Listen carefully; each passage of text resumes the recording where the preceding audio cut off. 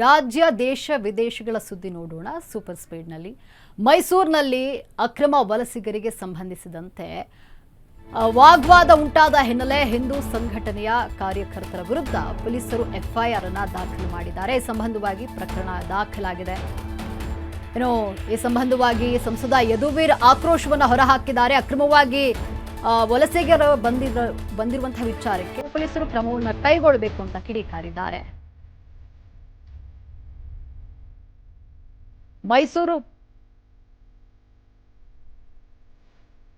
ಮೈಸೂರು ಜಿಲ್ಲೆಯ ಬೀಚನಹಳ್ಳಿ ಗ್ರಾಮದಲ್ಲಿರುವಂತಹ ಕಬಿನಿ ಡ್ಯಾಮ್ ನೀರು ಇದೀಗ ಸಂಪೂರ್ಣವಾಗಿ ಕಲುಷಿತವಾಗ್ತಾ ಇದೆ. ರೆಸಾರ್ಟ್ ಹೋಮ್ ಸ್ಟೇ ತ್ಯಾಜ್ಯವು ನೇರವಾಗಿ ಕಪಿಲೆಯ ಒಡಲಿಗೆ ಸೇರ್ತಾ ಇದೆ.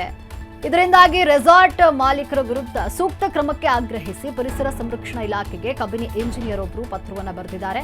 ಮಾನವನ ಮಲ ತ್ಯಾಜ್ಯವನ್ನು ಬಿಡ್ತಾ ಇರುವವರ ವಿರುದ್ಧವಾಗಿ ಅಗತ್ಯ ಕ್ರಮವನ್ನ ತೆಗೆದುಕೊಳ್ಳುವಂತೆ ಕಾರ್ಯಪಾಲಕ ಇಂಜಿನಿಯರ್ ದೂರನ್ನ ನೀಡಿದ್ದಾರೆ.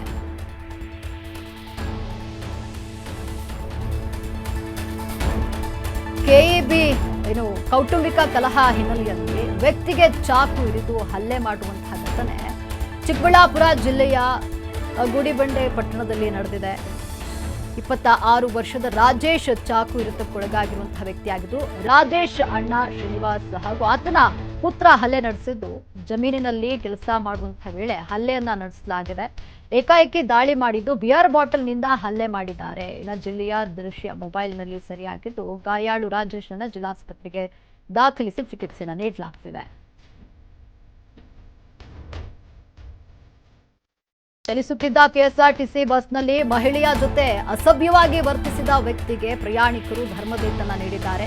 ನೆಲಮಂಗಲ ಸಮೀಪದ ಕುಣಿಗಲ್ ಟು ಬೆಂಗಳೂರು ಮಾರ್ಗದ ಸೋಲೂರು ಬಳಿ ಘಟನೆ ನಡೆದಿದೆ. ಮಹಿಳೆಯ ಜೊತೆ ಅನುಚಿತ ವರ್ತನೆ ತೋರ್ತಾ ಇದ್ದ ವ್ಯಕ್ತಿಗೆ ಮಹಿಳೆಯ ಗಂಡ ಹಾಗೂ ಬಸ್ನಲ್ಲಿದ್ದವರು ಬಿಸಿ ಗೂಸುವನ್ನ ನೀಡಿದ್ದಾರೆ. ಧರ್ಮದೇಟು ಬೀಳ್ತಾ ಇದ್ದಂತೆ ವ್ಯಕ್ತಿ ಮಧ್ಯದಲ್ಲಿ ಇಳಿದುಕೊಂಡು ಪರಾರಿಯಾಗಿದ್ದಾನೆ. ಘಟನೆಯ ದೃಶ್ಯ ಬಸ್ನಲ್ಲಿದ್ದ ಪ್ರಯಾಣಿಕರ ಮೊಬೈಲ್ನಲ್ಲಿ ಸೆರೆಯಾಗಿದ್ದು ಸಾಮಾಜಿಕ ಜಾಲತಾಣದಲ್ಲಿ ಸತತ ವೈರಲ್ ಆಗ್ತಿದೆ.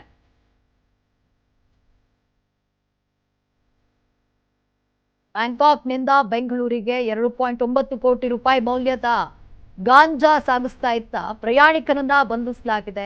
ಕೆಂಪೇಗೌಡ ಅಂತಾರಾಷ್ಟ್ರೀಯ ವಿಮಾನ ನಿಲ್ದಾಣದಲ್ಲಿ ಕಸ್ಟಮ್ಸ್ ಅಧಿಕಾರಿಗಳು ಕಾರ್ಯಾಚರಣೆ ನಡೆಸಿ 5.98 ಕೆಜಿ ಗಾಂಜಾವನ್ನ ವಶಕ್ಕೆ ಪಡೆದಿದ್ದಾರೆ.